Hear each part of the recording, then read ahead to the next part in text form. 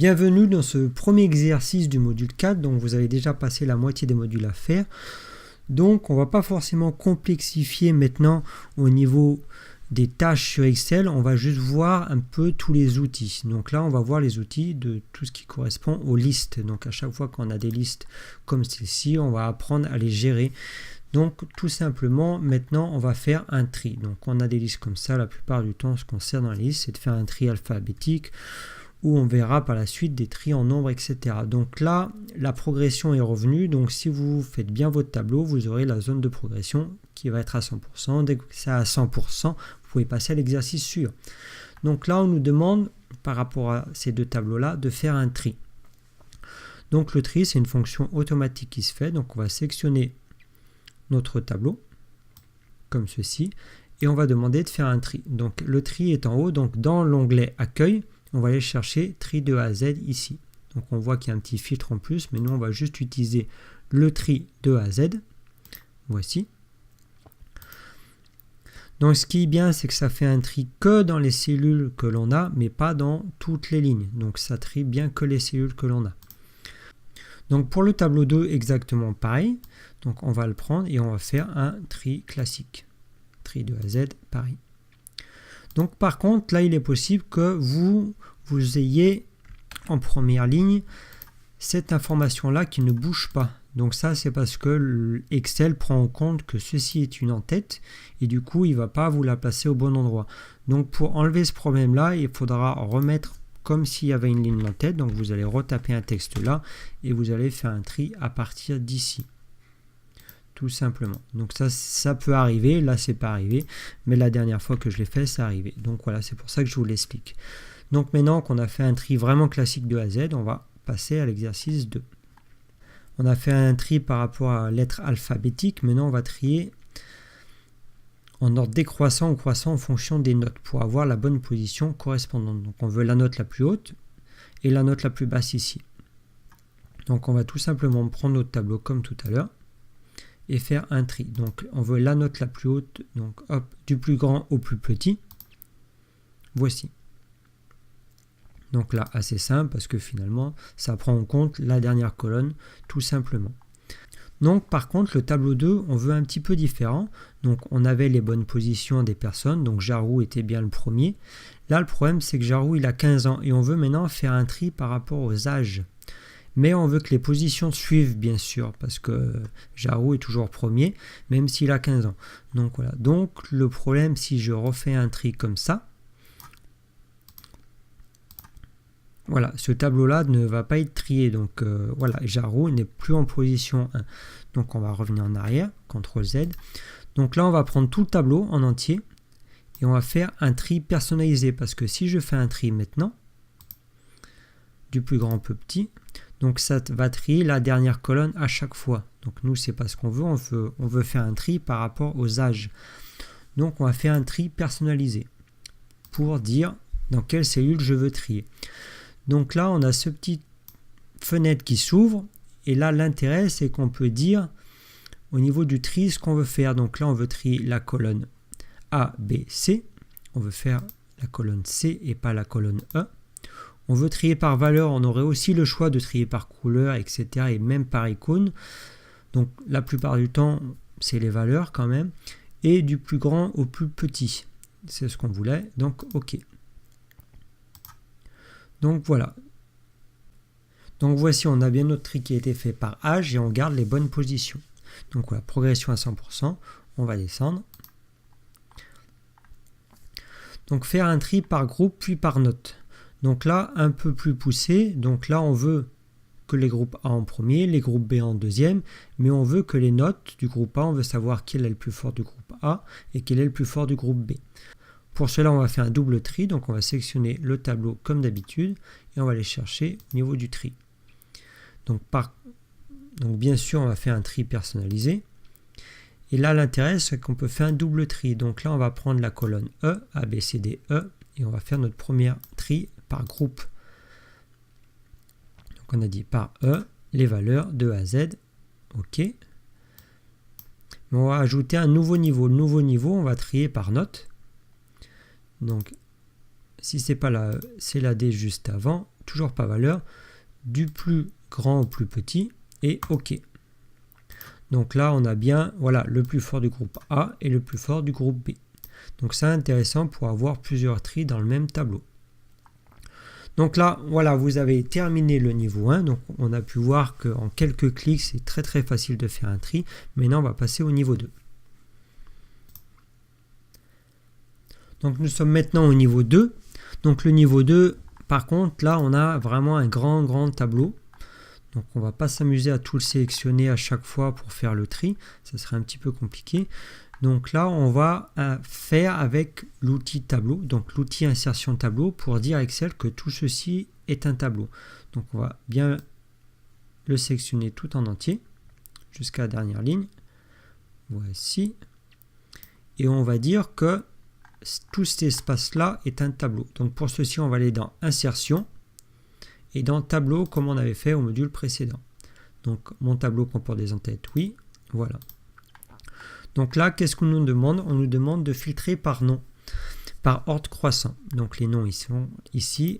Donc là, ce qui est l'intérêt, c'est qu'on n'est pas obligé d'aller chercher dans les outils, dans l'accueil ici. On a directement le filtre qui est à côté de cette petite flèche. Donc à chaque fois, les filtres sont ici. Donc tri de A à Z directement. Et après, l'intérêt, c'est qu'on peut filtrer en plus ce tableau-là. Ça veut dire qu'on n'est pas obligé de tout afficher, on va afficher que ce qu'on a besoin. Donc là, on a besoin d'afficher que les membres de la famille. Donc on va directement aller dans les groupes et on va décocher toutes les autres personnes. Hop, ou tout simplement tout décocher et afficher que les membres de la famille.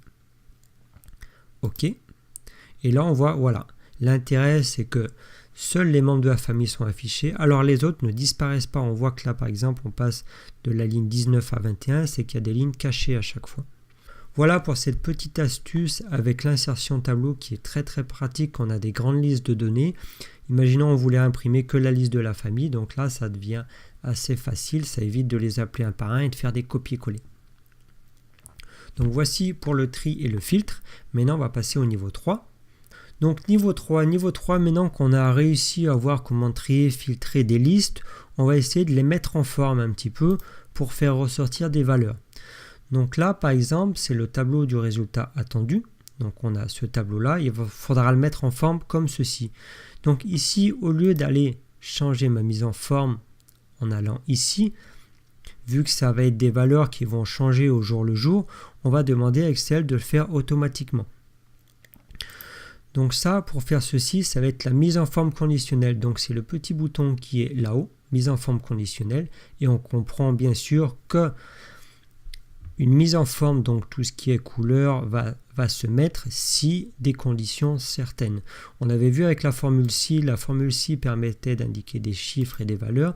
La mise en forme conditionnelle permet de mettre en surbrillance. Donc là, plusieurs mises en forme. On veut si le stock est inférieur au minimum, donc le minimum du stock qu'on veut avoir, c'est ça, qui est impératif. Donc on veut, s'il est inférieur à ce minimum-là, on veut que ça soit affiché en rouge. Donc on voit ici en rouge. S'il est égal ou supérieur, on veut qu'il soit affiché en jaune, mais seulement jusqu'à 1,5 minimum. Donc ça permet de nous créer une petite alerte, en fait, en disant on s'approche du minimum. Un petit peu au-dessus, on veut rien. Par contre, si on a trop de stock, on veut l'afficher en vert en disant bah là, il n'y a pas besoin de recommander, on en a largement ce qu'il faut. Alors pour mettre en forme ici ce petit tableau-là, donc ces petites cases-là, on va sélectionner la première, on va la mettre en forme. Donc là, on sélectionne notre première case et on va toute la mettre en forme. Donc première règle, on veut qu'elle soit inférieure au stock. Donc au lieu de marquer 12, on va aller sélectionner ici la case. Voilà. Et on veut qu'elle soit remplie en rouge foncé.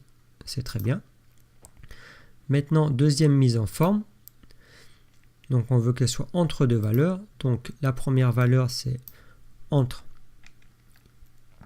le stock et le stock. Hop là. Et entre le stock, attention de ne pas laisser le 12, fois 1,5. Donc voilà. Tant que ça ne dépasse pas 1,5, ça sera en jaune. OK. Hop, par contre. Alors là, attention, c'est que j'ai mis un petit point. J'ai pas mis une virgule, j'ai mis un petit point. Donc faites bien attention. C'est en dessous du point d'interrogation qu'il faut le mettre. Voilà. Et là, je le voulais en jaune. Je ne le voulais pas en rouge. Donc remplissage en jaune. Voilà. OK. Donc on voit qu'il se met automatiquement en jaune, donc ça a marché. Et là, la dernière valeur, on veut que si c'est supérieur à 2 fois le mini, donc supérieur à 2 fois le stock, donc ça on l'efface, ça fois 2, et je veux l'afficher en vert. Vert foncé, très bien. OK. Donc maintenant on a toutes nos mises en forme ici, donc on va tout simplement dupliquer nos mises en forme. Donc on n'utilise pas la poignée de recopie, attention, parce qu'il va prendre et les mises en forme et les chiffres. Donc on va bien utiliser le petit pinceau qui est là, et on va copier la mise en forme. Donc là on voit qu'on a fait une erreur à cet endroit là, parce que normalement on n'est pas 2 fois supérieur au stock. Ce qu'on n'a pas fait attention, c'est quand on a fait la mise en forme conditionnelle, il nous mettait des dollars automatiquement sur la mise en forme conditionnelle. Donc quand on a tiré ici, au lieu de reprendre la case qui est juste à côté, ça a repris la première case. Donc on va revenir en arrière. Donc là il va falloir regérer la mise en forme qu'on a fait. Donc on resélectionne la cellule, on a la mise en forme, on va ici et gérer les règles. Donc là on voit qu'il y a des dollars qui sont placés. Alors c'est pas les dollars ici, parce que là c'est des dollars qui correspondent à ma case, c'est 13, donc ça nous importe pas grand chose, mais c'est dollars qui sont ici, B13. Donc là on va faire un double clic, et là on va changer les valeurs à cet endroit là. OK, pareil pour ici, on enlève tous les dollars un peu de partout, sinon on ne pourra pas copier-coller la mise en forme avec le pinceau. Et pour finir, celle-ci. Appliquer, OK. Donc maintenant on reprend le pinceau et on réétire. Donc maintenant ça marche, voilà, on a bien fait comme il fallait. Et là on a bien là une valeur blanche, vu que c'est pas le double du minimum. Donc voici pour cette première étape. Donc voilà, on a pu voir les petites erreurs à ne pas faire, surtout avec les mises en forme conditionnelles. Maintenant on va passer à l'étape numéro 2. Donc dans l'étape numéro 2, maintenant, on veut juste mettre en forme en fonction au niveau des hangars, celui qui en a le plus, celui qui en a le moins. Donc par contre, bien sûr, il faut éviter de tout sélectionner et de faire une mise en forme classique. Donc là, c'est une mise en forme en fonction des nuances de couleurs. Donc hop, j'avais pris celle-ci. Donc si on prend celle-là, le problème, bien sûr, là, on a là où on a le plus, mais ça ne correspond pas en fonction des produits. Nous, on veut faire pour chaque ligne, pour chaque produit dans chaque hangar, à savoir où il y en a le plus, où il y en a le moins. Donc, il faut bien faire de cette manière-là. Et on va les faire comme ça. Donc là, on a la première mise en forme qui correspond ici. Donc, c'est bon, on ajuste. Donc là, on va copier-coller cette mise en forme-là. Donc là, on est obligé de faire ligne par ligne, bien sûr. Hop. On va prendre, donc double-cliquer pour sélectionner ça, et on va copier-coller là. Échappe pour enlever le pinceau. Donc là, on a bien notre mise en forme qui s'est fait correctement, vraiment pour chaque ligne, comme ça on pourra opérer dans chaque hangar où il y en a le plus, où il y en a le moins. Là, on va juste faire une mise en forme en fonction des 3 lignes pour savoir quel est l'hangar un peu le plus rempli par rapport aux autres. Donc juste pour voir une mise en forme côté barre de données. Donc hop, on va faire comme l'autre avec les barres comme ça. Donc voilà. Maintenant, on va passer à l'étape 3 parce que là, on voit finalement que cette option avec barre de données ne nous aide pas à grand chose à part de savoir qu'il y en a un peu plein, vu que le minimum c'est 0 et le maximum c'est 362. Donc, il nous informe pas grand chose. Donc, on va voir justement comment mettre en forme un peu ça, de cette manière-là plutôt. Donc maintenant, on va passer à l'étape 3. Donc, on va faire exactement pareil, mais sauf que là, au lieu de faire avec toutes ces barres-là, on va dire, cet hangar-là, finalement, son stock maximum, c'est de 700. Donc, on veut une barre qui fait en fonction de ceci et pas en fonction des autres parce que c'est pas l'intérêt. Donc là, on va tout simplement prendre notre premier et on va les mettre en forme conditionnelle et par barre de données. Mais on va donner une règle particulière. Donc là, tout ce qui est en haut, on ne s'en occupe pas. Par contre, on va aller ici. Le minimum, on veut un nombre. On veut que ce nombre soit 0. Donc le maximum, c'est là où c'est intéressant. On veut aussi que ça soit un nombre. Et on va aller chercher ce nombre qui est justement dans ce tableau de valeurs, qui est de 700. Et entrer. Donc là, on voit qu'il nous remet les petits dollars qu'on ne va pas pouvoir étirer notre formule, faire un copier-coller de mise en forme. Donc on va essayer de les enlever. OK.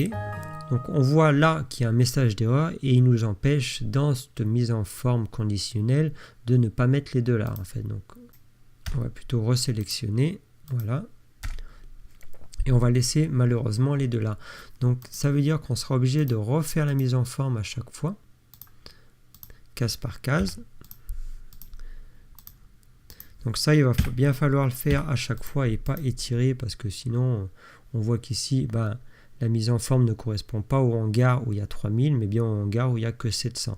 Donc on va prendre cette case-là et on va refaire gestion de règles, barre de données. Et là, c'est pas la A58, c'est la B58. OK. Et pareil pour celle-ci. Gérer les règles, redouble-clic et maintenant c'est la C58. OK. Donc voici pour cette petite astuce. Donc là on a fini notre petit exercice avec tout ce qui est mise en forme. Donc on a pu voir dans cet exercice comment gérer des listes. On peut voir qu'on peut aller assez loin quand même et avoir des petites animations avec les chiffres qui nous permettent d'avoir des petites alertes. Donc voilà, maintenant je vous invite à passer au deuxième exercice du module 4, au cours et ainsi qu'au quiz. Voilà.